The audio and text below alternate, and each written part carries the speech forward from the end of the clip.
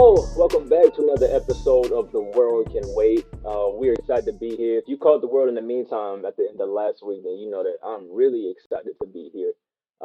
This is a conversation I've been looking forward to for a minute, just because I especially like to learn things that I don't know, especially when it comes to people and understanding people, especially when we're talking about people that are attacked and who deal with social issues for simply existing.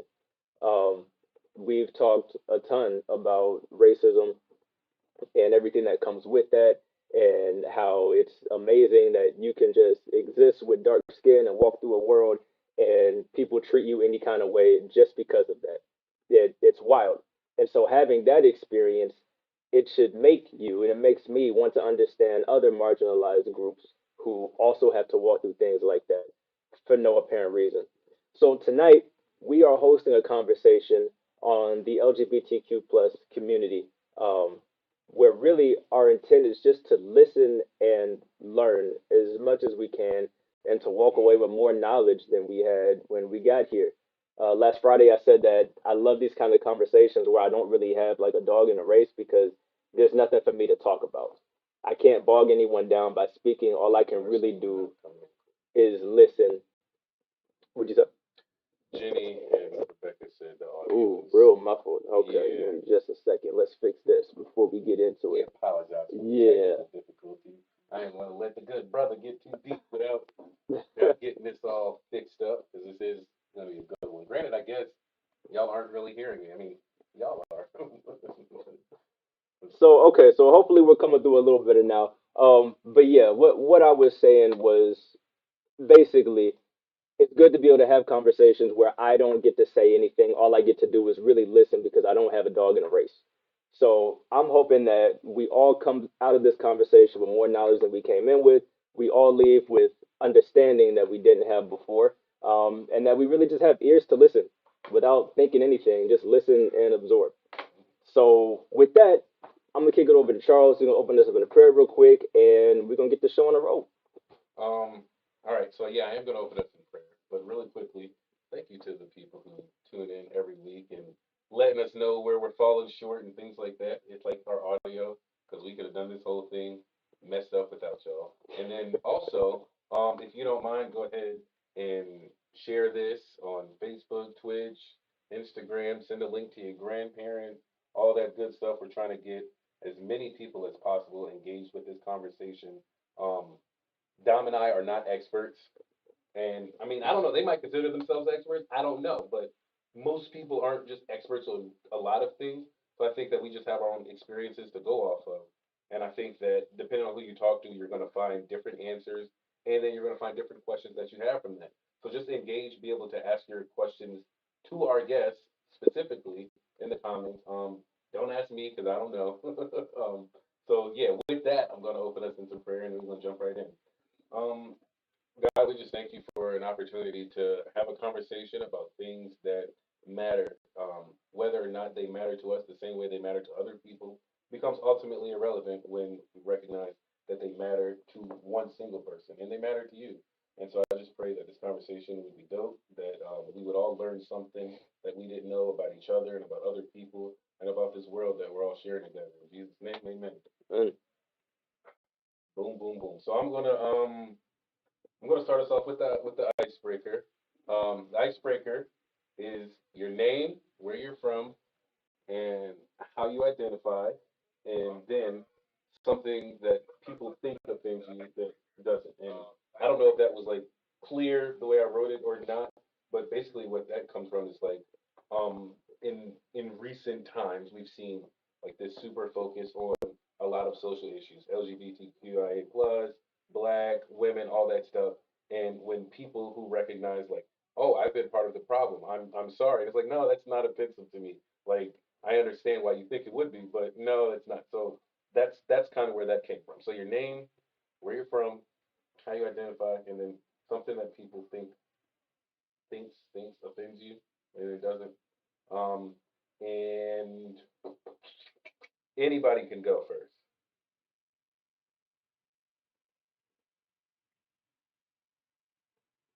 Oh, Hold on one Hold second. on, hold on. 1 second. We lost you. We're gonna get you back. In the meantime, I'm gonna fill this gap with a bunch of talking. I'm really good for it. Wow, I just went blank right after that said it. I But we swear I'm should, really good for a bunch but of talking. we should be good now. Oh, we should be good now. So Yeah. go ahead. Can you Okay. hear me? Yep, Yes, we can absolutely. hear you. Okay. So yes, my name is Coco Green. I'm originally from Orlando, Florida, but I live here now in the Queen City, which is Charlotte, North Carolina. Um, if I'm not mistaken, you was asking to provide you with some details of what other folks think that offends me, as in terms of being a lesbian. Um, Honestly, to be honest with you, nothing. Seriously, I am very much open and understanding, and I tend to respect other folks' opinion. I don't allow too many things to get to me because I understand everyone has I mean, I have my own point of views, right? So to be judgmental and just going to church and walking that journey helped me understand that, we don't know what folks go through, right? And whatever they went through or experienced in life is the main reason why they will have their own thought process in regards to how they feel about certain situations. So I don't necessarily look at it as being judgmental, even though some folks can be without getting to know you first. However, I think at that time, if they are being offensive and expecting me to feel some type of way about it, I don't think the problem is me, it's themselves. So Right. that's my view on it. No one really came to me and said, "Oh, I realize I offended you about making the statement." No, I'm kind of open to a lot, and I stand my ground when necessary. But I have never really found myself needing to really defend myself or who I am because I am comfortable within my own skin. So I can't think of a good example for you. So I'm sorry to disappoint you guys on that. No, no, No, that was good. That was a great answer. All right, who wants to go next? I want to call on somebody, but then that defeats the point of asking them to say their name. Okay, I can continue. Hi, my name is Richie. I'm from Slovak Republic, but I live in Czech Republic, which is like right next door. And something that people think that offends me, it might be a bit generic, but I would say questions. A lot of people think that asking questions will offend me just because like not knowing is offensive, which I don't really think so. And I think that asking questions is great. And I also didn't say, I also identify as, um, might be confusing, but I would say like a homoromantic asexual, which that makes a lot of questions. And that's why I'm saying like people are, 30,000. sorry, what? I just had a lot of questions when you said that. I was like, all right, Yeah. a lot of questions. Yeah, so that's why it's kind of sad that people think that it's offensive, but I think it's kind of great to ask. Mhm. But yeah, I mean, it's the only way you can learn stuff. So Yeah. Yep. yeah, Fantastic. I am the Dr. Bo on all social media platforms. You may know me from Twitch, Spotify, and other streaming resources. I identify as non-binary, I suppose.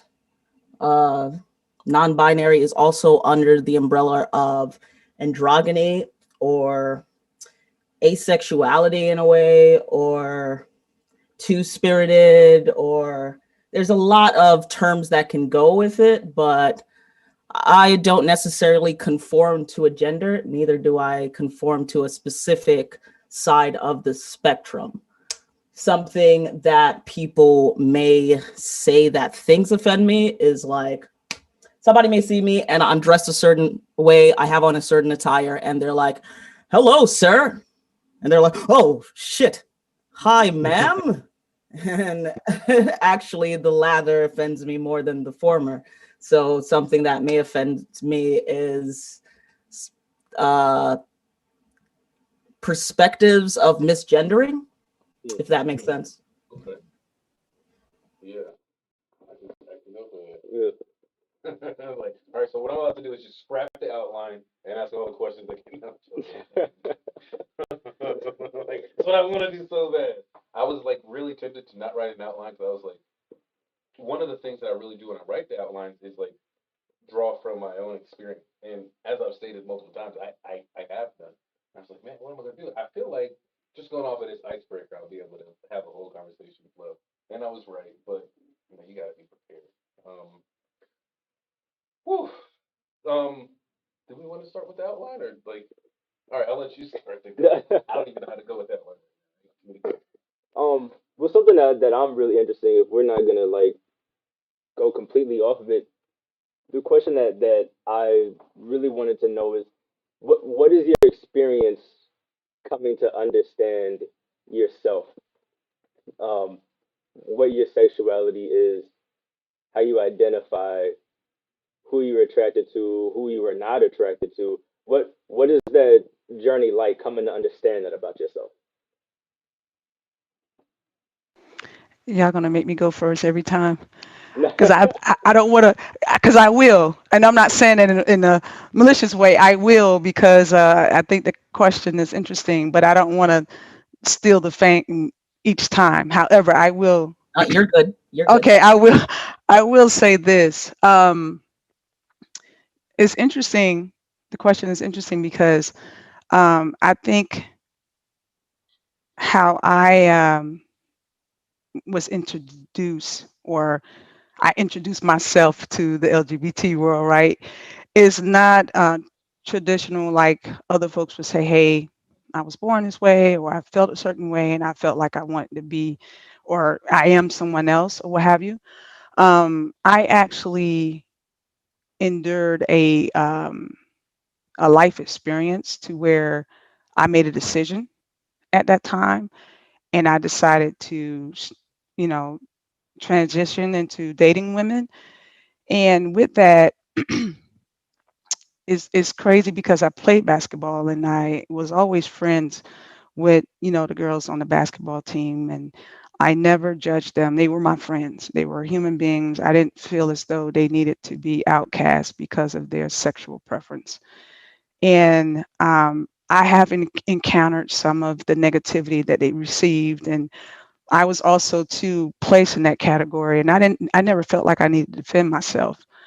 However, my heart was always heavy when I was around them and they had to endure that type of experience. However, now that I'm here, it's crazy because I was comfortable. It wasn't never a moment where I felt like I needed to, and it's nothing against anyone else because again, I didn't experience what other folks had to growing up, right? Um, but when I made that decision, it was like, this is who I am. And if you don't like it, I care less. And I wanted the world to know, right? It was at a point to where I would have conversation with folks, and it was like, oh yeah, I love women, because I wanted you to know. So there was no misunderstanding, right? Right, exactly. So there was no misunderstanding. You knew where I stood, and in terms though, I wanted you to respect that, So um, to sit here and say I endured those horrible experiences of other folks, I never. I was always outspoken. I never endured that, but I have been around it, so I can't say and won't say, oh, I don't know how that feel, or I never been in that situation. I have. It just wasn't directed towards me. So with my experience may be different for others, and it may not provide more insight because, again, I knew what I wanted, and I made a decision, and it was what it was, and no one can, regardless of what anyone said, will make me feel less than a person or who I am. But I think that's interesting because for me, when you made that statement or asked that question, I want to know too. Like, I want to know from their experiences what they experience and how did they move into that direction, because I really, truly, honestly don't know. So I can't speak on that behalf, unfortunately. Um, but I can say I endured it with my friends and other folks that I know of that had a hard time. I don't know the actual feeling of what they experienced. So it'd be good to know, and from Rich and Dr. Bull, on how they brought themselves to this place and how they dealt with that frustration or anger. Um, Richie, you want to go first? Or Sure. second, rather, I guess. Yeah, second. Yeah. So basically, the first thing that pushed me to like the direction that I need to explore something for me personally was probably the like, worse circumstances. Like kids are cruel. So in places like preschool and elementary school, like they give me no option to feel comfortable with what I thought I was. So that is probably the first thing that set me on a way to start thinking and to start considering other stuff, which I didn't really know what other stuff is, of course. But I was made sure that it's not what I thought it is.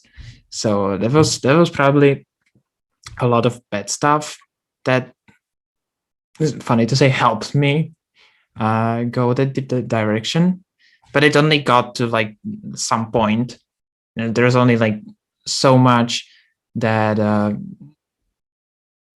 like this bad stuff can do for you, and then I thought like this is it, this is the thing. Okay, I know, like, okay, now I'm gay, this is great, that's why I never fit in, blah blah blah.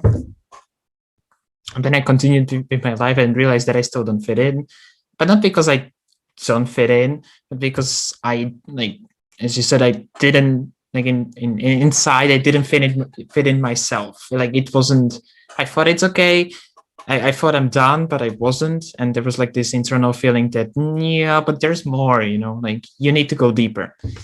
And from that point, it was actually the total opposite. Like, I needed, like, I had the privilege to get many opportunities to meet wonderful people, to meet like various kinds of people, like a lot of people from various spectrums of everything. And that actually, and those like experiences with new people kind of finally helped me go even deeper and finally experience new stuff and realize that also learn what else can, like, there is, and what else is like, wow, what there is to explore.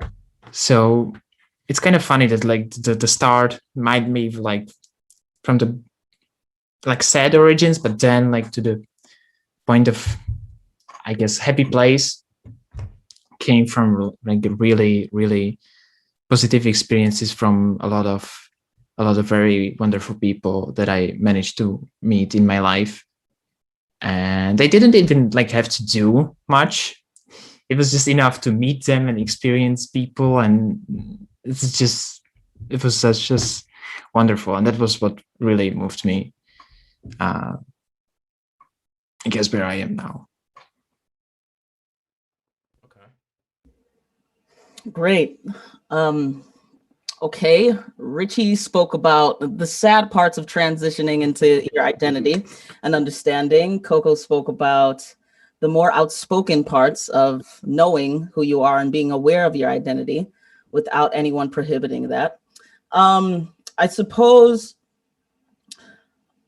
my experience of coming to understanding my sexuality was from a place of societal trauma, because heterosexuality is the main standard in our society. It's what's taught, it's what's in books, it's what's in your science, your biology, your gods, your religion, etc. It's what people know. You don't have any questions about heterosexuality because you learn it, or it's around in your media, in your TV, in what you fucking eat practically. Oh, can I curse on this channel, or am I FCC blocked? Okay. FCC blocked. Oh, no, I heard that. No, you're fine. I mean, don't wild out and go crazy, but Okay. Of course. So So yeah, it seems as though any other sexuality that's outside of the blue and pink equals normal spectrum, you have to have some sort of marginalized struggle to get past that. My personal struggle dealt with being raised in a religious household, and that was like you have to follow this word, and you're in the commandment of being in this side of life. That side of life equals being married, being vowed, being devoted to a certain side of life. And I realized that that wasn't for me. I realized that coming to understanding my sexuality meant being able to love myself before being able to love someone else's expectations for myself. So the first time I thought of another sexual orientation, it was being exposed to Midtown, downtown Manhattan, the Village. The Village is a very rainbow represented area, to say the least.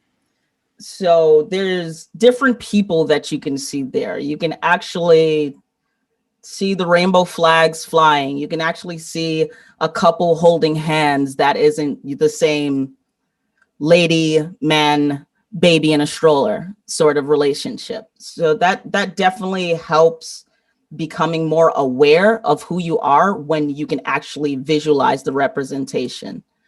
So even though at first, while I was younger, I may have considered that lesbianism was the sexuality that I was most comfortable to, because I mean, women, they're fucking fantastic. How can you not love them? But then I realized that there's more genders out there. It isn't just two sexes out there, even though people may argue that controversy. There's more genders out there. There's a larger spectrum. There's more things than just the black and white of this world. And discovering that spectrum, I realized that I don't fit into the what people say this box is. So I suppose now being non-conforming or being non-binary is a better term to put on what I identify with, whether by gender or sexuality, because I still love women, but I don't identify as one. So what box do I put myself in then? Like, you know, and that is the journey of my understanding. You know, I like that you made that statement in terms of gender. For me, I always approached it in terms of you like what you like, right? You love who you love. And, you know, at first when I entered this new world of living for myself, I was confused because even just being straight, it was always that's who you love.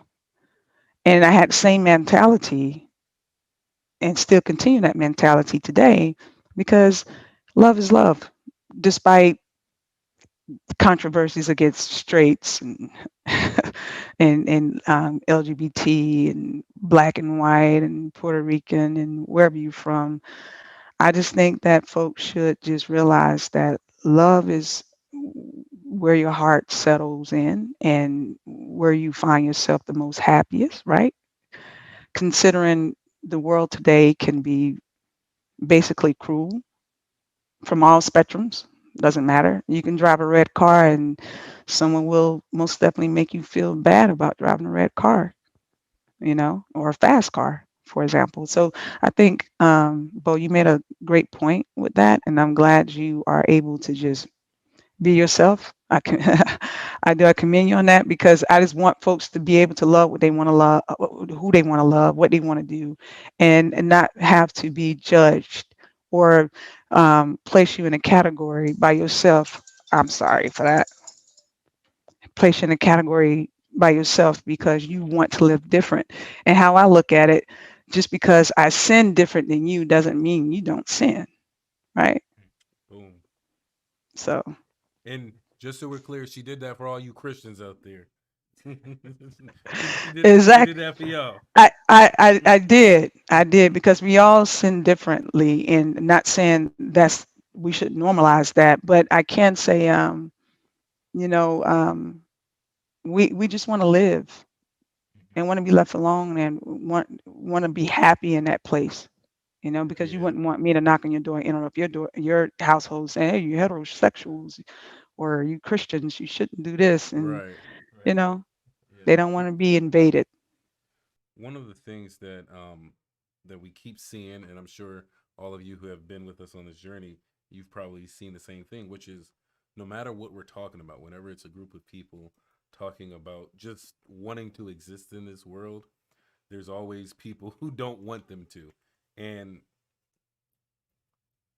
I feel like it shouldn't be so hard to get to this place where we're like, yo, there's people who don't like me because of, and then, fill in the blank, yet you continue to be you and feel like you at least deserve to be treated like a human being.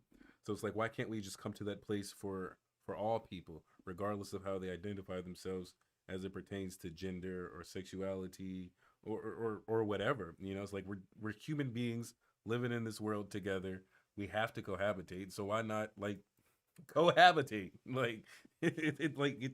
Um. Okay, I don't want to rant.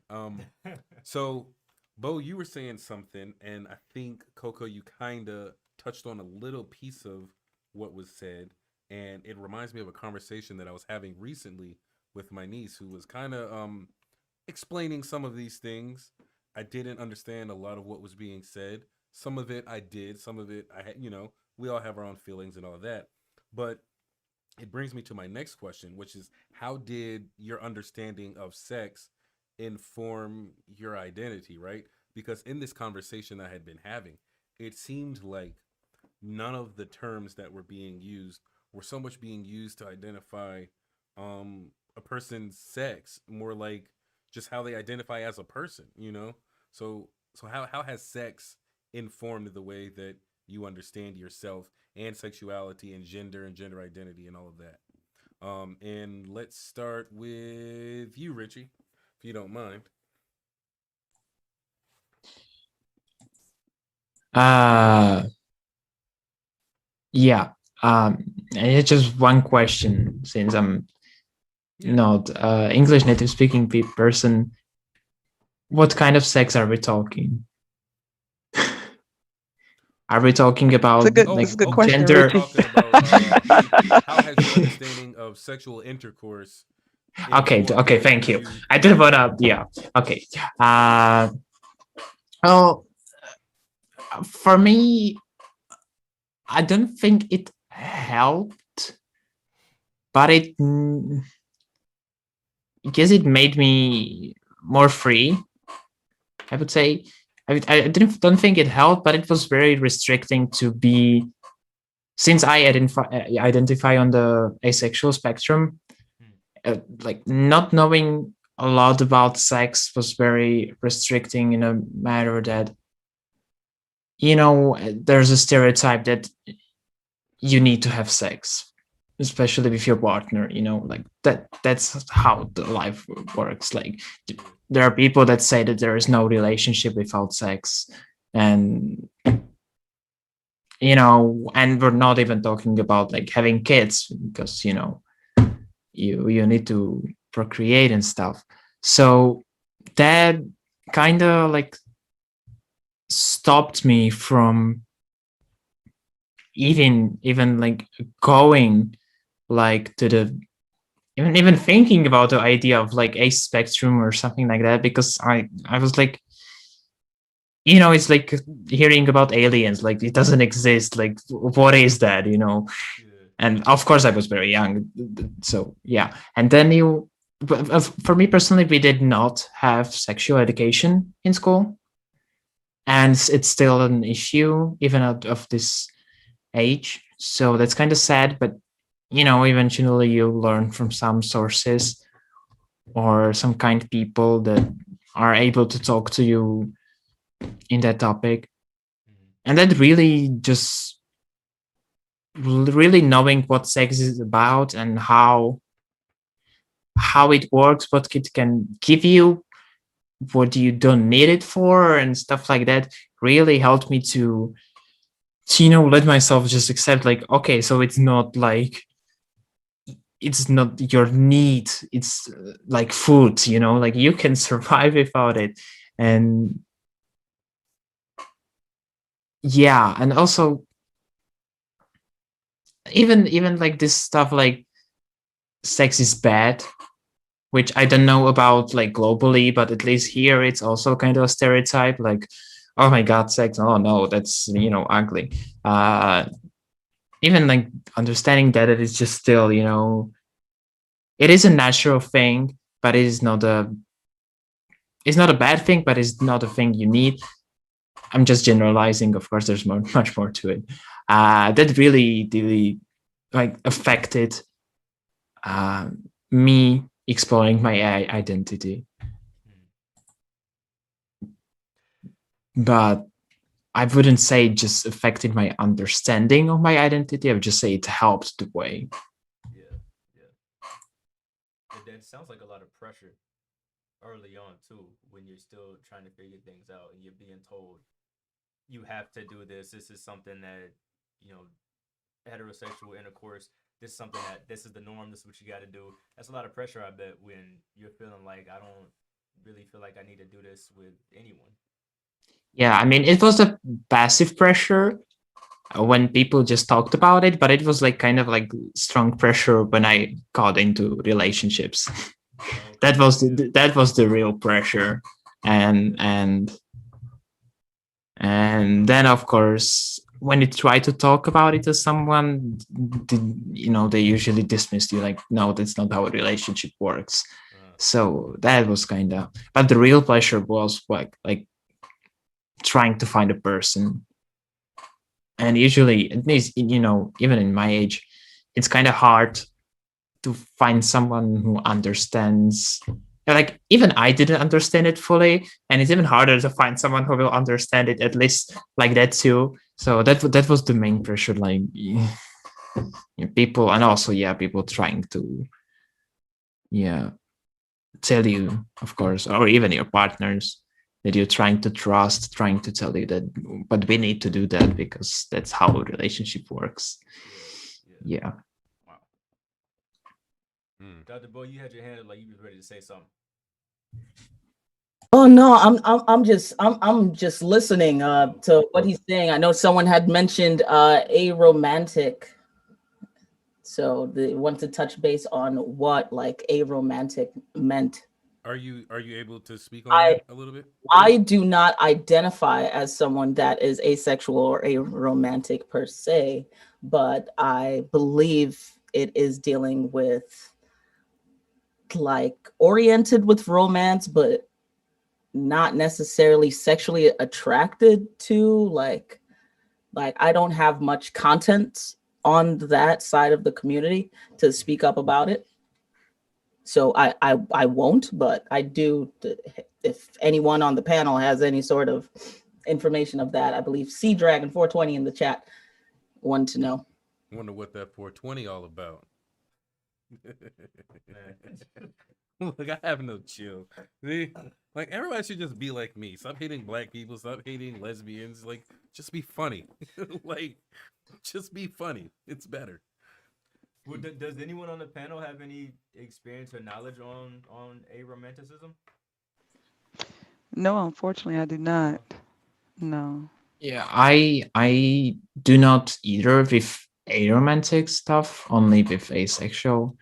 But I would just say, like, because I had some like also like discussions about like not orientations, attractions. So there's like this thing, like it really helped me to understand this a little bit when I learned that people have like a lot of types of attractions. So there is like this, sexual attraction as like the main that's talked about. And there's also a romantic attraction, and there's some more and more. I don't really know them all. I don't know like everything, of course. But I know there's like three main, like sexual, romantic, and visual. I think something like that, something along those lines. So I can speak for aromantic people, of course, but I know that like sexual orientation or sexual attraction and romantic attractions are like two separate things. And even though usually people have like both of those same, it doesn't have to be that way. And that's probably what helped me to understand, like when I started and I said that I'm homoromantic asexual, that's what I meant. Like I know that I am romantically attracted, to the same sex or gender. I always get confused with the English terms, sorry. You good, you got it. English gets confused with itself. Yeah. Like, Yeah, that's true. But sexually, I know that it's like something completely different. So they can work together, but they don't have to. But it doesn't mean they like fight each other. They just can be different, and it's okay. Yeah. And we got a definition in the chat too of Yep. basically having little to no romantic attraction to anyone. And I'm actually glad this kind of came up because I feel like a big thing is when we talk about the LGBTQ plus community, it's always about intercourse. That's like the big. I mean, especially like when you think about the AIDS epidemic and how that was blamed on this community all because of intercourse. Everything is intercourse, intercourse, intercourse. But we never really talk about the fact that you can just be romantically attracted to someone. Like it, those are two sides of a coin. Everything's not just about sex all the time. And I almost wonder if that's a big reason why it gets vilified the way it does is because everyone else who's not part of it is just thinking about sex all the time. And you're like, this is who I'm just attracted to. This is who I have started a romance with. I'm not thinking with my privates all the time. You know what I mean? So I'm glad that you brought that up. I was going to state, does that has to be a LGBT thing? It's like, why is it categorized as that? Well, yeah, that's what I'm saying. It's like Because I think it's across the board. I mean, keep in mind, there are men that attempts to speak to me, and it's always first thing is sexual, yeah, right? It's never the wine and dine. Hey, let's have dinner, so to speak.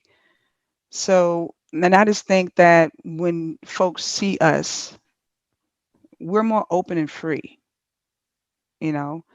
And I think for them, it could be misconstrued as, oh, it's always about sex and it's always about romance. And why can't it not just be that we're free and we're happy, yeah. you know? And think about it. When you see someone, let's take an example. We see someone that when they speak to you, they're soft spoken, they're very touchy. But when I say touchy, not touchy feely, but some folks, they just like to comfort you and they feel like a touch of a human being will help soothe the other person, for example, or just a hug. I mean, unfortunately, it's against the law nowadays to do that, but just a hug. And now it's like, oh, she likes him or she likes her. Why it can't just be that I want to be someone that you can not necessarily confine in terms of telling my dark secrets, but I'm feeling comfortable at that moment and I'm okay to be free in this place, to enjoy myself with the person that I'm entertaining or conversing with. It doesn't have to be seen as a LGBT thing, as all we think of is just sex. Because and it's true, because every time, and I have experienced this, I would sit down and have a conversation with another lady, and the first thing would be, well, I don't like women. Okay, we're not attracted to all women. We have our own, we have our own selection here, right? Just because we're having a conversation doesn't mean I am attempting to, push past, just getting to know your name. I don't even know your name. That's a bar.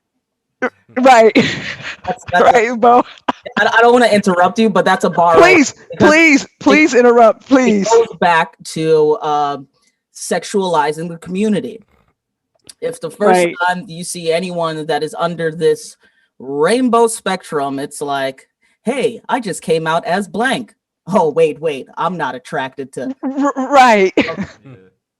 I was just gonna get you a cup of coffee if you wanted to like split the tab. I wasn't trying to Listen. take you home, get romantic, etc. And if you hug someone, and it's like sometimes that goes back to being aromantic or asexual. Just because you give someone a hug or a handshake doesn't mean like, oh Yeah. man, I can't wait to have sexual relationships with that woman. That's not the first thought that people have just because they fall under a spectrum. And it takes understanding. I feel like the question, how has your understanding of sex informed your identity? I would be reverse diction of that sentence. My identity has informed my understanding of sex. If I didn't identify with who I am and I was not aware to know, I love this, I'm attracted to this, I can be romantic with this person, I wouldn't understand what sex means to me. I would fall under the societal standards of, you were born this way, you are assigned to this, so you must understand sex as Right. this because it was educated to you as Yeah. such, you know? You know, Right. Good it's funny response. that y'all said that because for the longest time, I thought all gay dudes wanted to have sex with me until I actually met a gay dude. And then I was low-key offended at the fact he wasn't attracted to me. Like, hold on, dog. Like, I look good out here. Why are you not attracted to me? Like, you're supposed to be. They're like, that's not how it works, bro. And I'm like, No. oh, okay. Well, you learn something new every day. But to your point, Coco, it's funny. I guess it's both you and Dom point. Um, like about it just falling under the LGBTQ umbrella. So like my wife when she met me, her attraction to me was first and foremost like intellectual rather than sexual or romantic, anything like that. Granted, it couldn't be helped. I'm so hot, I blinded her, she couldn't see for a little bit. Full disclosure, I was setting that up for the last 5 minutes. Wow. Wow. Well, that's what attracted me to you, right? And not in a romantic way, No, I but feel that. when you and I first started talking, it was like, especially, about football. Him and I have this thing with football, but it was a relief to be able to talk to a male species, and it's just about conversation. And so I agree with your wife. I mean, every time, and then our conversation would move from sports rather, to politics, to church, into our own personal life. Um, we had good conversation, and it was a lot of things that we learned from one another, which was awesome because, I mean, we need that, right? Yeah. We need to be able to share our lives with someone else and not worry about it being placed on a group chat, right? So that matters too. You have to know your audience, Yeah. you know, and unfortunately a lot of folks don't respect that and they feel like it's something to discuss. But I also think this is where a lot of the folks in the LGBT, they stay guarded, right? Because they don't know who to talk to, Yeah. and they don't know if I was to discuss certain things, and it doesn't have to be always about sex or your personal life, but I can just tell you that I had a flat tire and I didn't know how to change it, and I feel bad about it, even though you would think it was something simple for you. But for me, I feel I'm hard on myself about it, right? So it's the little things that we don't know what a person went through, and we should be able to discuss that with other human beings without feeling a certain way in regards to the lack of knowledge or level of ignorancy of not having some background or just understanding. Yeah. Yeah. And I'm glad that you brought that up as far as being guarded and not kind of knowing who you can trust and who you can talk to. And I thought about this earlier with our first question about this kind of journey of figuring out who I am, how I identify, everything that's come together, all my experiences in my life that's helped me get to that point. That's it's a journey. And so obviously people who have not been on that journey understand even less than you do. A lot of times that ignorance can be hostile. Even though ignorance doesn't have to be hostile, you don't know something, you can just learn. But we know from what we can see, that a lot of times that ignorance turns hostile. So I guess my question is, what was it like when you kind of came into yourself, when you kind of realized this is who I am, this is where I feel like I'm correct, I'm right? How was it interacting with friends and family? Was there that kind of hostile ignorance, or were people more understanding? You're asking me that We're asking all of you because that. no, because Tell I'm gonna tell you again, like I didn't care, and they know me. I mean, Yeah. you know me, and I'm very open, and when I share enough. I don't share everything, because there still has to be a boundary set, Yeah, and I you still can't share again everybody. right, and that's why I say you have to know your audience, right, and who you're speaking with, and sometimes, and I tell my oldest daughter all the time, um, every year we have a birthday and we have no choice but to become adults. But that doesn't mean your maturity level Mm, catches up with you and turn the same age as you do when you have that birthday.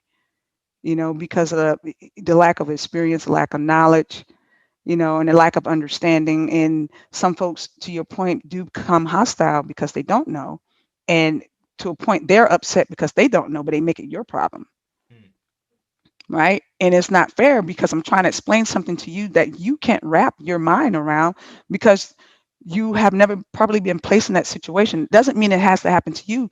It means you can be in that atmosphere of it's transpiring like I was to have a better understanding and be able to grasp the concept of and provide an understanding from my perspective, because just because I'm looking at it from this end of the spectrum doesn't mean both see the same thing, or she went through the same thing, or Richie experienced the same thing. So that's where communication comes in at, but you have to be understanding and remove the lack of ignorancy to the side for a moment, because the purpose of the communication is to learn, right? mm, And that is what, if you're willing to take that in. So for me, telling my mom or my kids or my friends, it was kind of, hey, like, hey, I'm dealing with girls. And it's like, oh, okay, because they know who I am. And Yeah. if I made a decision for myself, that's what it is. There's Yeah. no, there's no, you can't fight with me about what I want in my life, because what I do in my life doesn't affect yours. mm. Unless, I try to force it on you, then that's different. And I get that. But I'm gonna live my life the way I want to, and that's that. Okay. Yeah, I don't think my mom would agree with you that it doesn't affect her. I don't think that. I'm the only child, so yeah. She's looking forward to grandkids. Yeah, she's not anymore, but I mean she was. Yeah. But saying that, I didn't really, I mean, I experienced bad coming outs from like people that I met. I didn't really have a lot of bad comings out myself because I was very cautious. I mean, I live in a very homophobic country, Mm, and I am very conscious. Like, what do I say to who? So, of course, I've been like this like family dramatic stuff of like my mom crying because she won't have any grandkids and stuff like that. I mean, yeah, that was sad and okay, but thankfully for me, it wasn't anything like hostile really, or maybe just temporarily. But as we said today, like people learn. So I am thankful, for example, for my mom that she needed like, I don't know, 2 months, and then she was able to process and like ask stuff and understand at least some part of it mhm, to be at least somehow knowledgeable and okay with it. But I also have kind of two comings out, because one was me thinking that I'm gay and that's it, and the second one was like with the old like more spectrum stuff. yeah. And I remember I kind of I may touch on it later because I kind of surprised my mom with the second coming out, and I remember to this day her reaction being like, "And how can I help you?" Like, no, I don't need help. I'm just telling you who I am and how I am, and so that's, I guess, the worst reaction for me, because I guess I was just not in place to come out a lot, or to a lot of people. Yeah. So yeah. Hmm. Real quick, Bo, before you go, I have a follow up question I'd like to ask you, Richie. You were saying that your country is a very homophobic one. What is it like living there?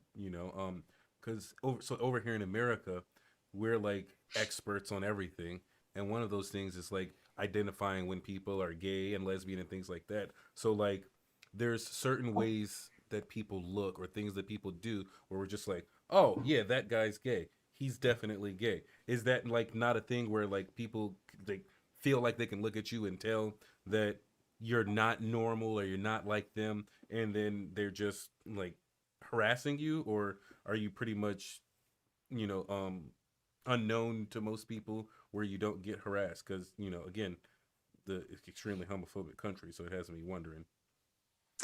Of course, they are experts too.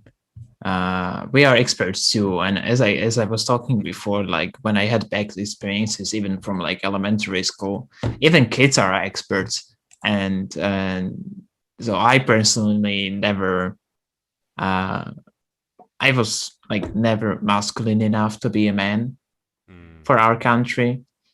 So yeah, we have experts for that. And I did get a lot of calling names and stuff just from being alone and existing, because I don't know, I don't look how they want me to look. And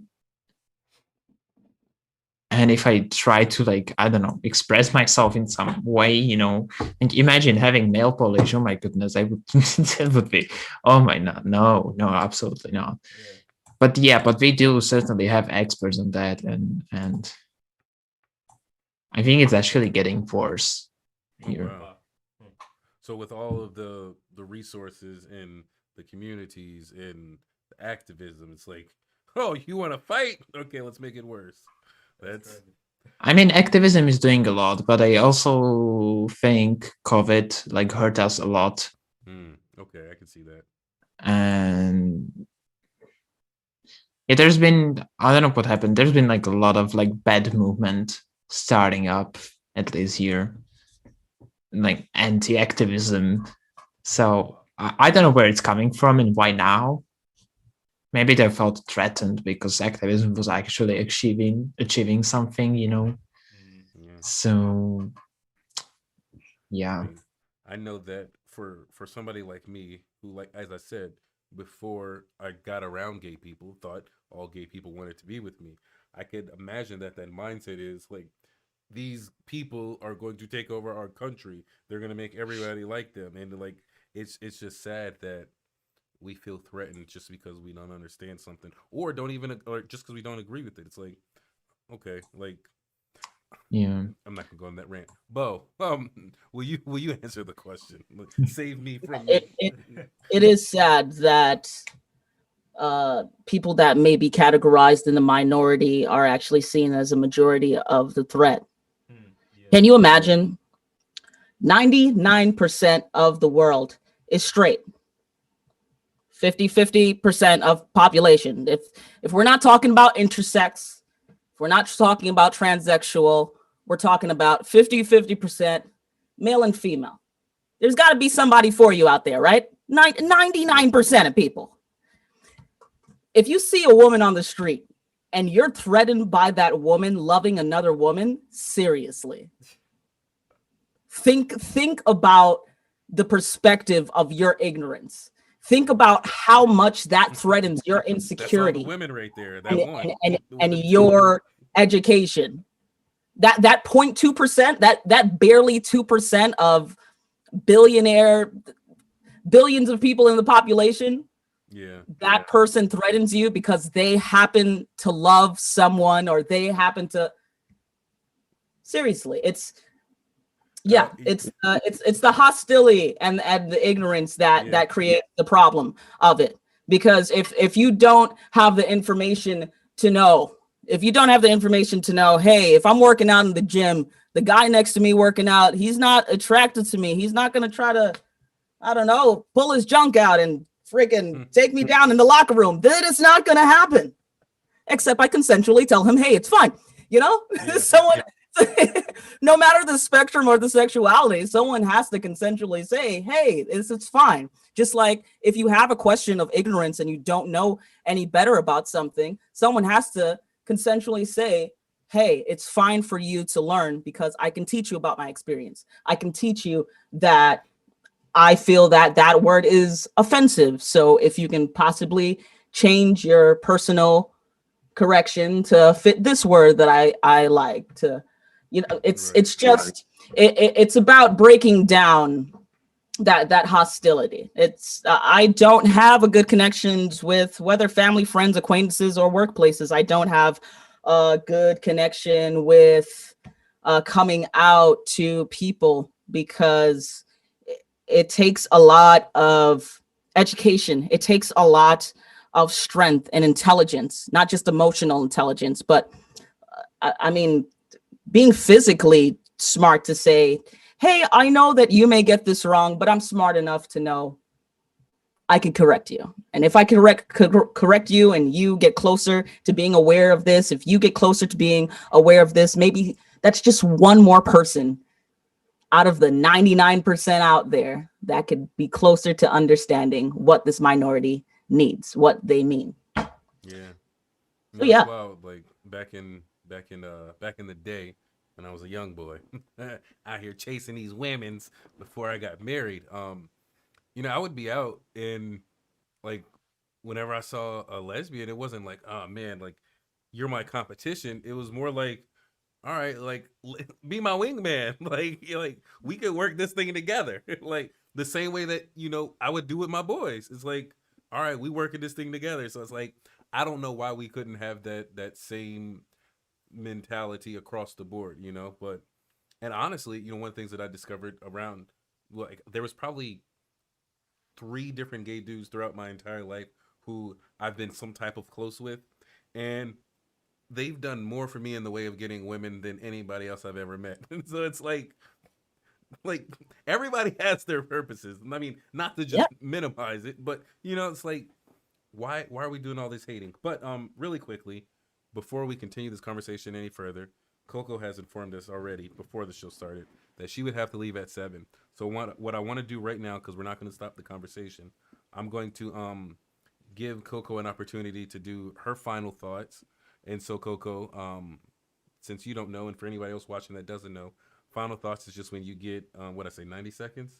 Oh, 60 seconds. You're going to get 60 seconds to just tell anybody listening, past, present, future, what it is you want them to take away from this conversation. And then you can also, plug the Black Pearl and whatever else you want to plug. And the floor is yours. Yeah, that's pretty easy. I guess from my perspective, I just want everyone to just be happy, right? Be happy within you, be happy within self, be happy in the decisions you make. And I'm not saying go out and make irrational decisions because of emotional buildup, but because of the fact that you have made a decision for yourself and you're comfortable within yourself to move forward with that decision. That what brings, for me, I think will bring on happiness and content for yourself versus living a life of someone else. They feel like they painted this vivid picture for you and these are your standards. No different than what Richie and Bo was stating, that you know being in the LGBT, we are placed in a category of our own, which we shouldn't, because it's like the world and us. And I just want us, the folks, to accept us for who we are. And with that, I can't stress enough to where you're just comfortable within self. There should be no other concern or um, no other fear, because you're happy within self, and also put God first, right? He helped me along my journey, not just with my identity, because I think when I made a decision, I was okay with it, but just the journey to be open-minded and be understanding and be patient and to listen and to not judge, because I know, just because folks don't do things the way I do it doesn't mean they're wrong. And I'm sorry, that's my alarm to let me know it's That's the time. alarm. But It's time to go. yeah, but I Brought out the appreciate you Sandman guys on him. for yeah, I appreciate you guys inviting me on the show. It was good meeting you, Richie and Bo, and I appreciate it. And maybe we'll see each other again. I know I'll Nice talk to to you meet you later, too. Charles, but Absolutely. hopefully we can connect again in the near future. Yeah, nice to Absolutely. meet you too, and we appreciate you being willing to come on and talk. Yeah. Thank you. Most definitely. I thank you guys. You have a good evening, okay? You do the You as same. well. Thank you. Mm, All right. So where were we? I forgot. I think I started speaking, and I do that a lot. That- Just speak. That sounds about right. It's like you just started speaking. At some point, I'm gonna speak, and then speaking happens. So, well, something that I was interested in, because I've kind of been hearing like little like bits and pieces throughout the conversation. Um, how is it within the community itself? Because something that we brought up before was that, you hear all the time, Black people are not a monolith. We don't all think the same way. We don't all feel the same way. We don't always agree with each other 100% of the time. Um, is there any of that in your community? Is it like, is everyone always gung ho with each other? We're all supporting each other all the time, or is there, which I can imagine it is, are there differences in thought? I wish I could say there are none, but there, even our community are still people, and there are many problems even in our community, and we still have things like homophobia even in LGBTQ Wow. communities. And I know it sounds surprising, but there are literally even like gay people that are homophobic. There are Black people that are. there's like all of it, like all the bad things that are outside of the community can also be inside of the community. Just because you like, being part of the community doesn't grant you open-mindedness, doesn't grant you knowledge, doesn't grant you understanding. It can give you an opportunity, can give you opportunities to understand, to meet people, which, I mean, those opportunities are for everyone basically, not just for community. But it still needs, it still needs your effort, it still needs your initiative, it needs something from you. So basically there's still a lot of stuff, and so basically we have to fight like homophobia and transphobia and, I don't know, racism outside of the community as well as inside of the community, because you can't escape. And I mean, of course, if you have like, we do have like safe spaces, and we have spaces that maybe take a better, like do a better job at keeping communities safe. But like, if I take the community overall, there are still bad things happening even inside. So we also need to not forget that. And inclusivity cannot be taken for granted, for sure. So I mean, it's not no secret, but people are still surprised that like there are LGBT homophobic people. But unfortunately, it is what it is. Wow. Yeah, very true. I mean, even for example, humans will be humans and they will be imperfect, no matter what community you belong to. So even you can be a part of the gay community, and for example, you may be transitioning and come out with a new name or a new pronoun, and people may be either ignorant unintentionally or maybe doing it on purpose in a way that they don't become accustomed to your preferences and your identity.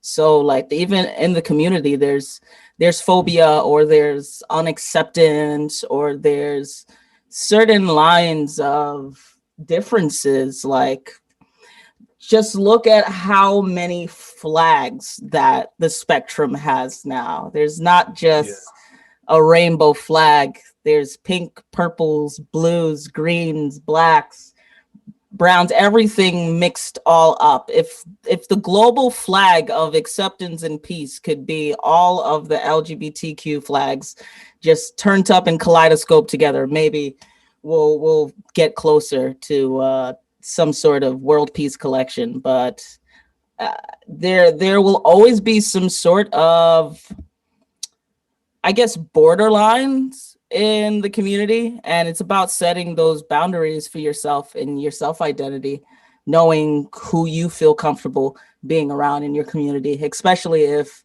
you may be in a country that isn't so accepting. You may be in a country that literally there's legality for your love. Yeah. And yeah, that I feel like that shouldn't have been shocking to hear. Because I mean, we kind of do the same thing as far as black people not liking black people, but it still was shocking to know that you still face homophobia even in your own community. It just, yeah, wild.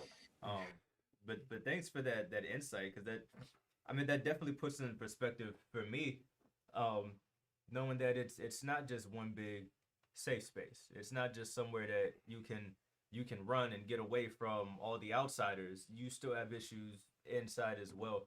So I feel like, for me at least, that's even more reason to go harder, to try and make change and bring understanding, because it's like there's nowhere that you can really run to get away from it. You know? Yeah. So one of the things that Dom and I are almost constantly doing is talking about our journeys to just really understanding what it means to be black in its fullness, accepting it, embracing it, living this life as black people, being advocates and things like that. And I often, well, not often, I've said it a couple times, that Dom has sometimes shared his, story, where it's like this period of time where maybe not in that moment we felt broken, but as we grow older and then look back, it's like, oh man, I felt it. Or maybe in that moment we did feel it. And so the question that I'm asking is, has there been like periods or points in your life where, because of your gender or sexuality or the way you identify or the way people label you based off of how you identify, where you felt like, ah man, I'm just broken or like defective, like, to you those are poor words, but hopefully you understand what I'm asking. Was there points in life where those were your feelings, and like, how did you navigate that, if that was a thing for you? Bo, if you wouldn't mind starting this on that one. Yeah, I could go. I would say, from my presumption, you guys identify with Christianity. I was raised religious, very religious, raised so religious. My house was literally a church. And it gives you a different point of view for people to see the faith and the hope that people can have in something and someone that they find a higher power. It's all about mindset. It is all about mentality and mindset in religious groups, right? And then imagine someone that says they love a God so much, and you tell them that you love another human being, but they tell you that's not allowed. That's prohibited there. You can never mention it. You can't think about it. And if you do even feel the way you feel about loving someone else, you're going to banish in an eternal fiery pit of hell or whatever. Just imagine you're just like 12 years old and someone tells you that. I don't know. You may feel a bit banished from your community. You may feel a bit overwhelmed on how you are going to navigate the world as an individual, how you are going to find and discover the identity that would mean the most to you, that's important to you, without feeling like to identify as something that's acceptable to yourself means to be death to everyone else. to be an abomination to everyone else. Like the Christian community wasn't necessarily a positive influence or introduction to sexuality and identity in any way for me. And yes, the world is a little bit more open and a little bit more understanding in a way. You can go to a church and the priests may be openly, etc., but it's not that way for everyone. So yeah, that's my personal bouts. Yeah, I mean, I can relate to the religious point of view because I feel like I'm mentioning my country a lot, but our country is also very religious. That's probably why it's also very homophobic. Yeah, that matters. So it's very rare here to not be raised in a Christian family. So yeah, I think for me that and my personal experiences even in school, because like when you're a child, I go to school during the weekend, I go to church, and there's like two bad things going on cycle. So yeah, I mean, I did feel very, I would say, like wrong or defective most of my childhood.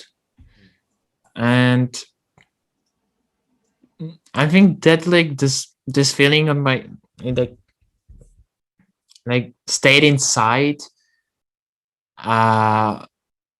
stayed for a really long time until I met other people.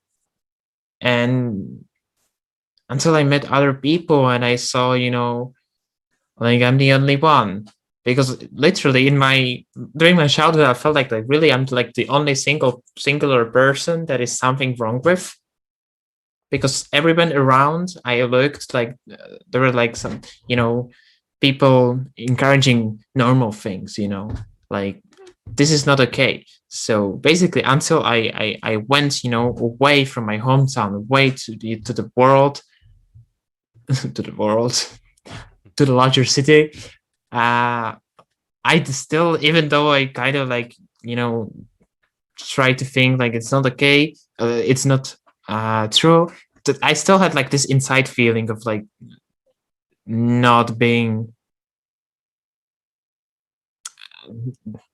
just not being right, not being, good human, I would say, even though it just sounds super bad. Until really I can, until I met people and I saw that, okay, this is not just me. This is all those people telling me this is just bullshit. It's okay, But until then, that was really, strong feeling. Yeah. It's wild how religion does that.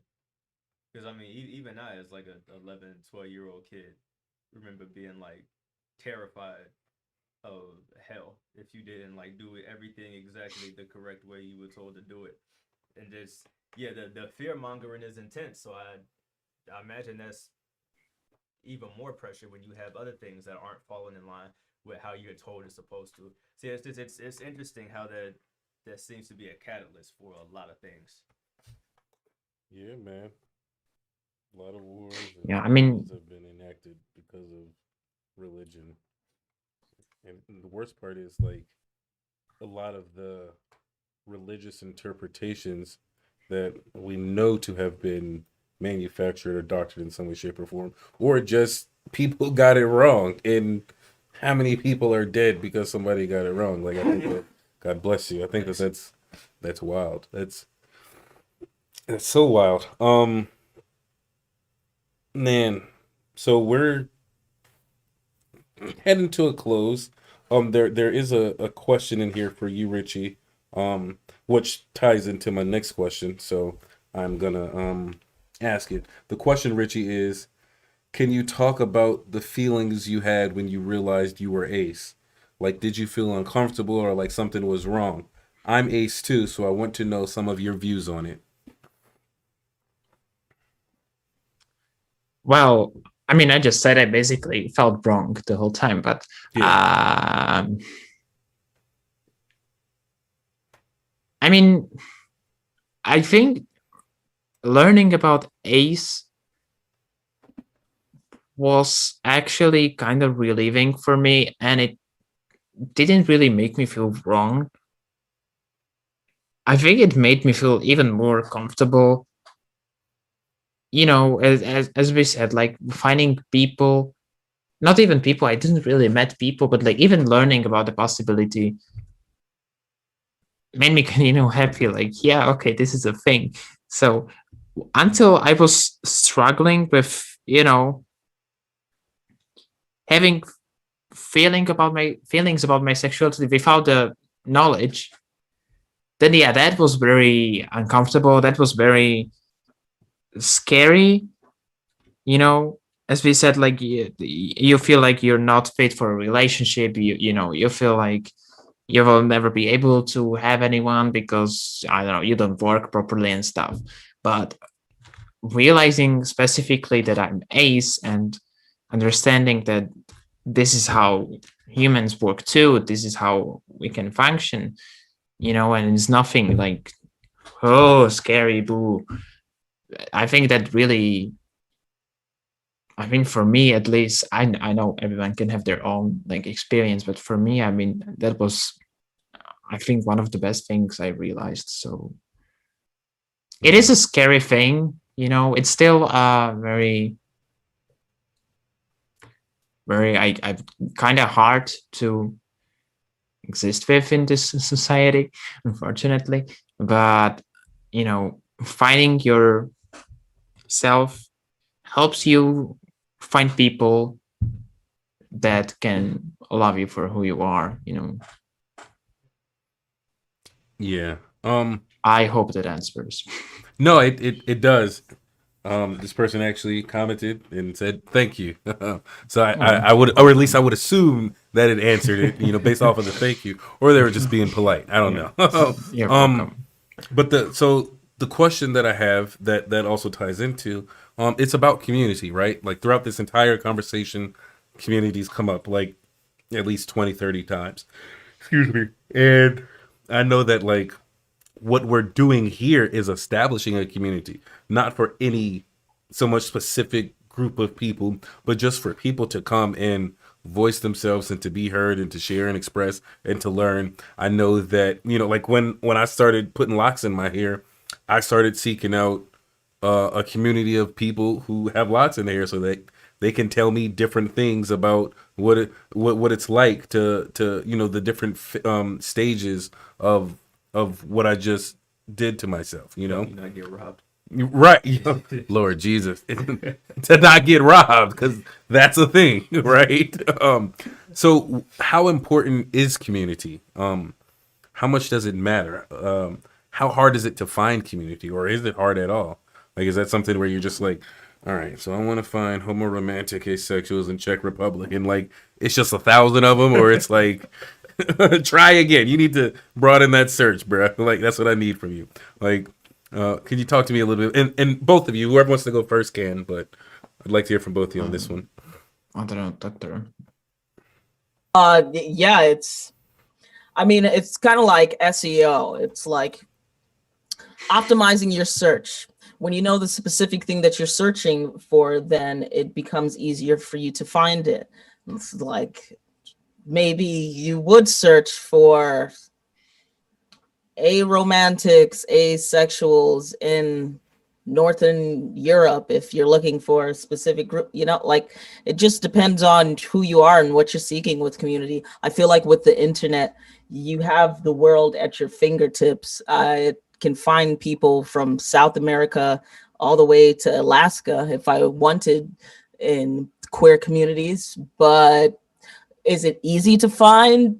It depends on your platform, and it depends on you personally, and it depends on also interpersonal skills, because sometimes I would say if you're a person that maybe you may be neurodivergent, or maybe you may suffer from paranoia or PTSD, or just more trust issues than the regular person. So it may be different for you to find a specific community of support that you're looking for, but that doesn't mean you're not going to find it. It's just optimizing the search that you're doing for the people that you want to find and the community that you want to be a part of.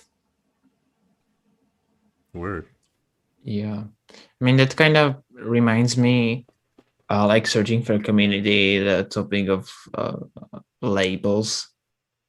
There are like this like two groups of people that are like, labels are good, and then like, no, don't label yourself because labeling is restrictive and I don't know what. And I feel like that's why it reminds me, because like this is what labels are the best for, you know, like these labels like asexual, aromantic, blah blah blah blah. This is what they're good for. They're not here to tell you who you are. They're here for you to maybe also help you to understand yourself, so you can find among those labels something that resonates with you. But also these labels also give you I would say platform, I guess, to find other people with that label and find your community that you're looking for. And these labels can make it much more easier. I mean, imagine without labels, how am I going to look for, I don't know, asexual people in Prague? What am I going to look for? Like, Yeah. I don't have sexual attraction Prague. I don't, I mean, this is a stupid example, but like this labels are really great for this. And I'm sad when I see people like judging labels and going against them when this is literally why they're here. Sometimes they're getting misused, especially when other people label you. But that's not what they're here for, and they're not supposed to do that. And of course people don't know that and don't understand. So it would be great if someone does that to you, to if you have the power to explain that to them. But labels for you to choose some of them and help you find other people that relate to you. This is the power with them, and this is what's amazing about them. That's a good point, because obviously I don't know a ton, but that is something that I do hear is don't label, do label, don't label, do label. So that's a good take on it, and I think that makes a lot of sense. How can I find people that identify the way I identify if I don't have something to call it? So that makes sense. So how important is having that community? How important is it to find other people just to know? Well, I don't know where I would be without a community.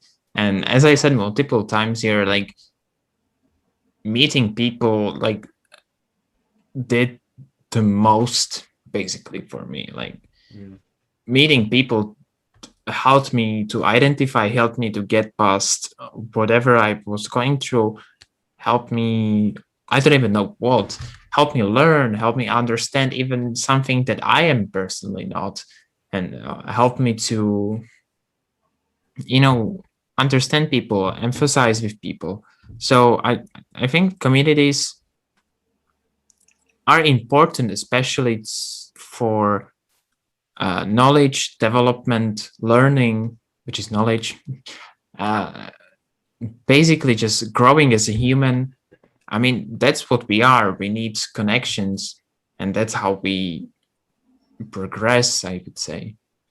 Yeah. It doesn't matter in what shape or form, if it's a Zoom call or some, group meeting. It's just connections with people, which is basically community. And whatever they're doing together, of course, if it's good, it's just, that's what, I think that's what makes like society what it is, or is trying to do with society what they want to. So very important, yes. Yeah. Exactly. Yep. Well, Most indubitably, sir. Yes, agreed.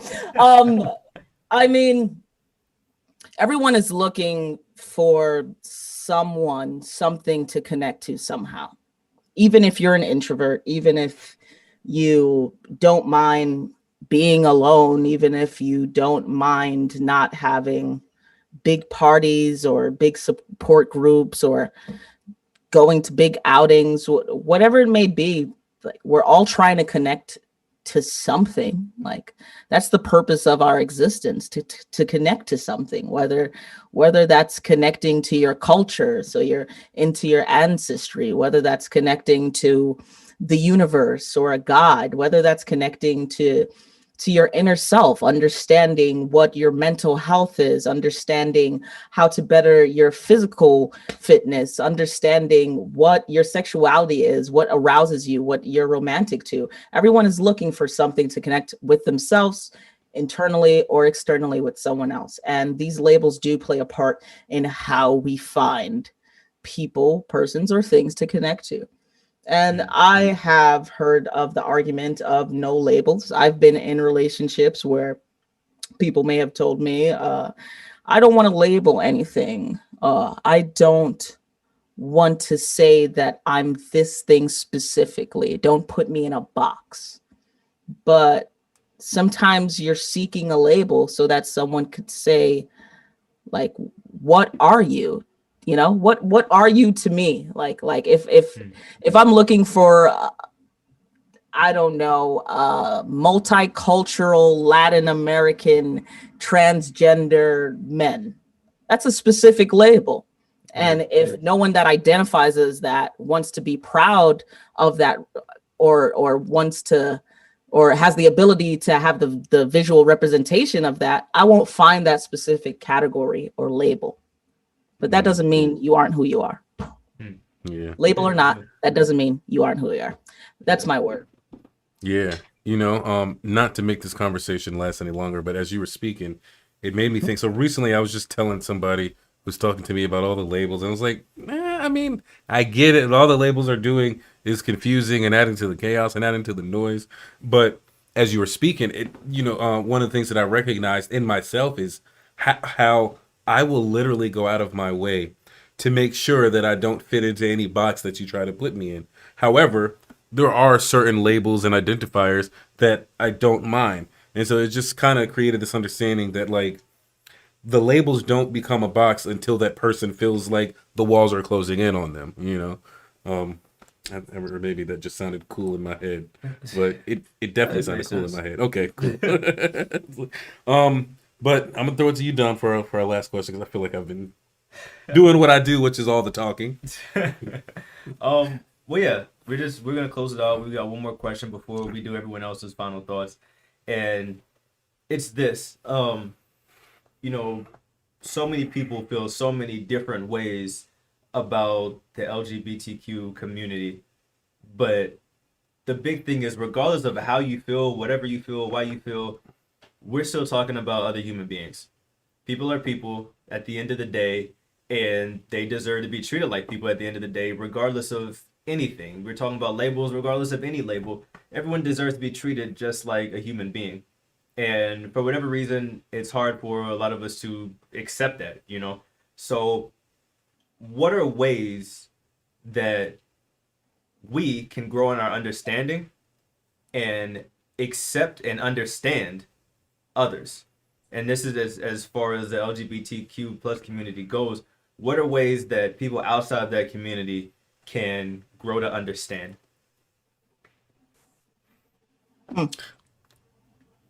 Richie or me first? It doesn't matter.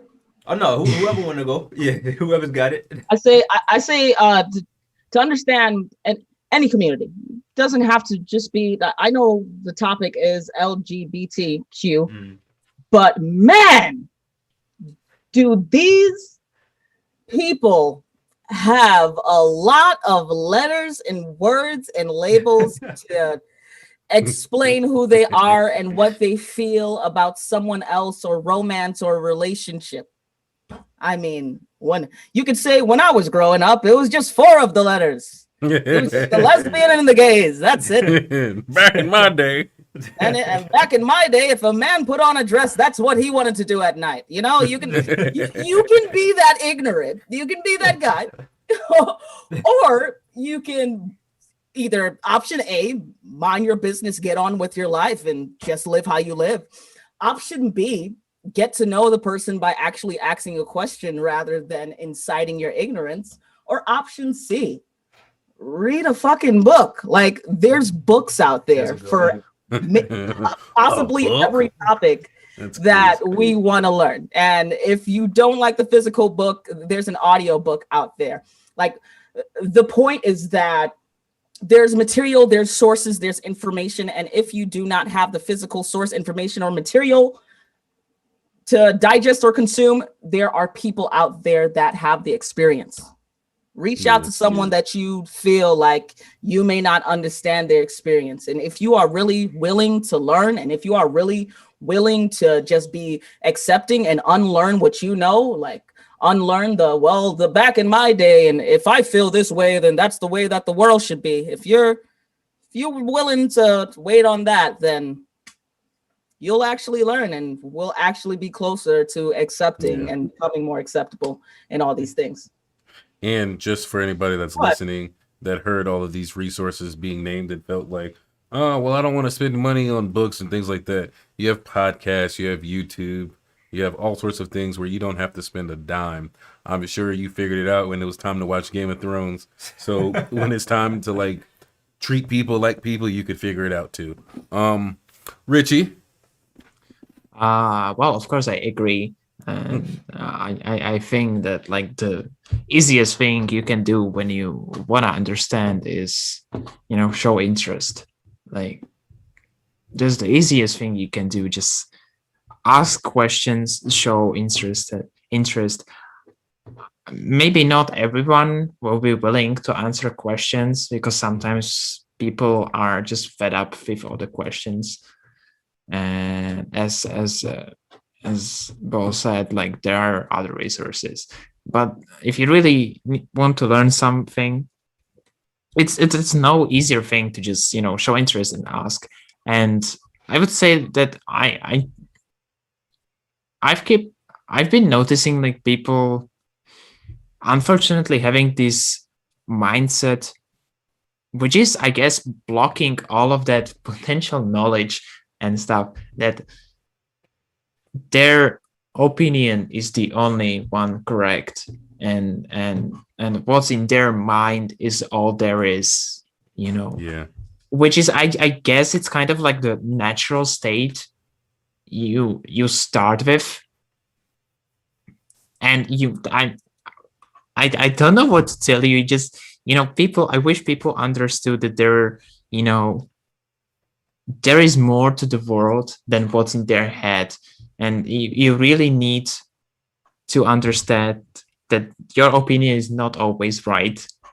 And it might be maybe humiliating for someone, to accept that. But also you don't have to do that in public. You can go through that on your own, in your own growth. You don't have to, go to the stadium and say, oh, I was wrong. Gay people are right. No, I mean, people change, and I think everyone understands that. I think if you really want to understand other people, you need to learn to listen. And for that, you need to understand that not what you think is always right. And I kind of feel like a lot of people are closed in that circle.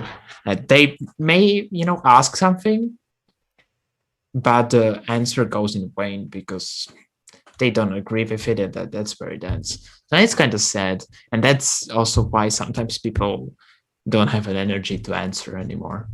Yeah, because that happens a lot. Yeah. Cool. As in, thank you for sharing. Yeah, we've said it before. Like anytime that we presented with new information, we try to kind of relate it to being Black, because that's what we know the most about. And that's kind of the same thing. We get tired of explaining things because people might ask a question, but then they don't really want to understand. Or if they, like you said, if they hear an answer that they don't like, then forget it. You're wrong because I don't like that. So yeah, I think that you hit the nail on the head with the first thing you said was, show interest, but legitimately be interested in wanting to grow and change. Yeah, it sounds like education, which is like how we end almost every show, is education is important, please. um, yeah.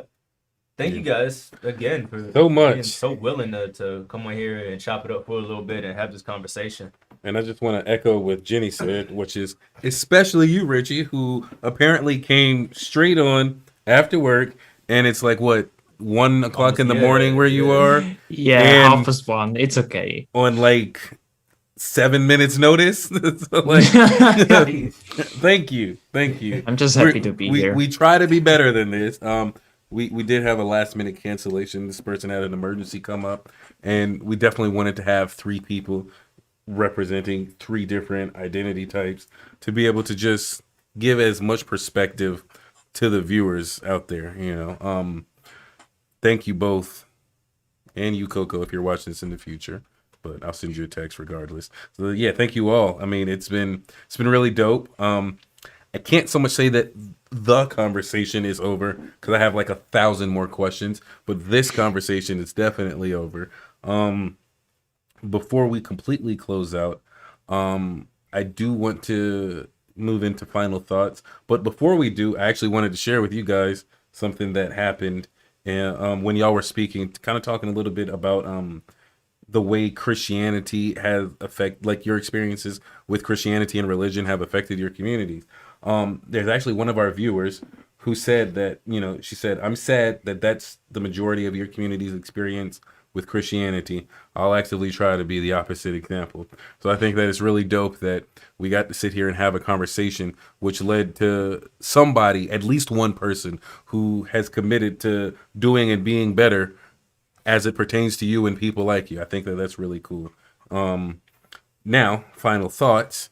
As I said with Coco, each gonna get 60 seconds to just tell everybody who's listening to this now or tomorrow or in 2057 what it is. I mean, granted, I don't know. Maybe y'all are completely accepted by then, and this won't be necessary.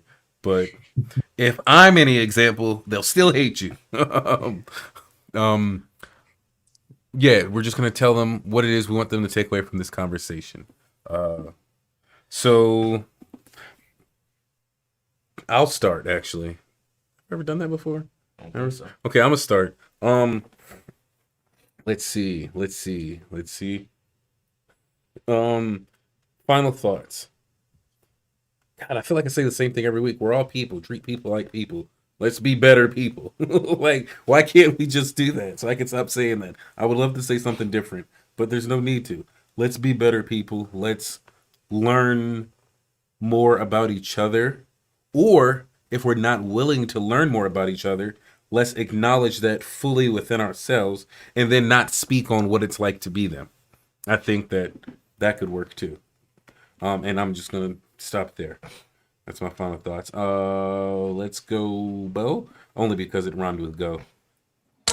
Yeah, let's go, Bo. The year is now 2045. Let's hope that love has no legality. People have their own choice, people have their own preference, and we all are able to open up our perspectives and be accepting to realizing, hey, you can love who you are, you can be who you are, you can identify with who you are, as long as that identity is not with hate.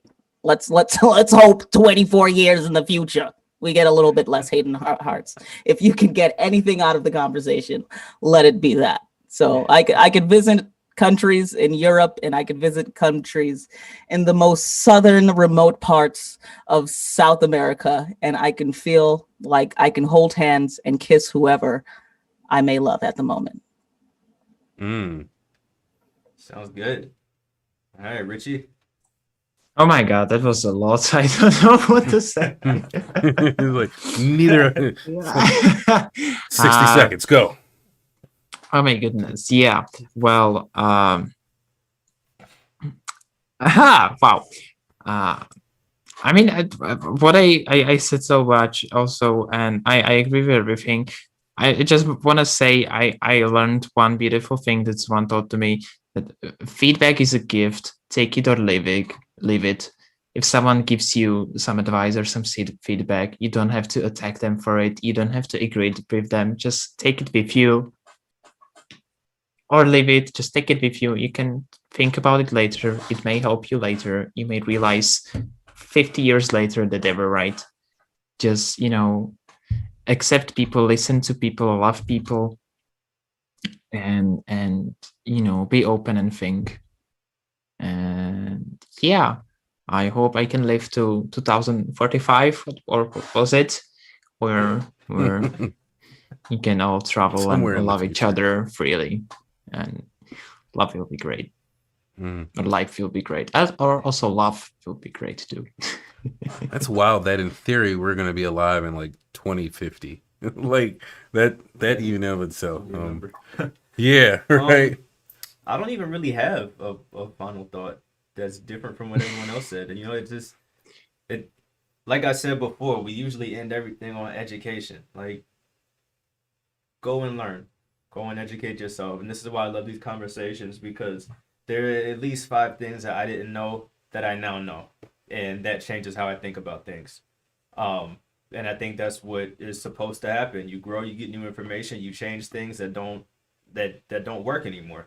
So yeah, my final thought is just to continue to listen, ask when you don't know, research when you don't know, and learn and grow. And that's that. Yeah. Um, For anybody who's oh, go ahead. yeah, oh my bad. We should have discussed this. For anybody who's listening now, next week our goal, our intention is to have a similar conversation, except for with people who are now like openly LGBTQIA plus and prominently in the church world. So like pastors and deacons and things like that. And both of these conversations ultimately stemmed out of this platform that we have, somebody who trusted us enough to ask us a question about, black men and their feelings toward homosexuality. And, he got a variety of responses, and it was like, we definitely need to have a conversation about this and about it now. Granted, this has been in the books, but this next one specifically came out of that. And so if there's anybody who's listening that, fits into that category, you're like in the church world, you work at a church, for a church, you're a pastor, your daddy's a pastor, and you know all the scripture, and you just want to kind of speak on how we got a lot of things wrong, biblically speaking. One thing I hear a lot is the like the whole people still eating shrimp and wearing polyester and all that stuff. But so we're gonna get into all that next week. Hopefully you heard something here that makes you want to come back. Dom is gonna close us in some prayer. Make sure you're following all that stuff, engaging with us throughout the week, and that's the last I'm saying tonight. All right. Thank you God again for this platform, the ability to have conversations like this, where people can learn and grow. I ask that anyone who came and joined tonight was able to leave with information they didn't have, and that we can all change for the better. We pray. Amen. All right, Charles, let's get you the rundown of what we got coming up next. Again, thank you to our guests. We really appreciate you guys coming. You got one more thing to say. You Look, I said I was done, and then it's Jenny's fault though. She's in the comments that she made me remember. We're gonna put Bo and Richie's Twitch stream in the comments, so for anybody who wants to go and follow them and see what they're into and what they're talking about, you're gonna be able to do that. And I am officially done. I promise. All right. So then with that, everyone viewing, again, we appreciate you coming to stop by. Thank you to our guests as well. We appreciate you coming. With that, we're going to get out of your hair, and we will see you guys next time.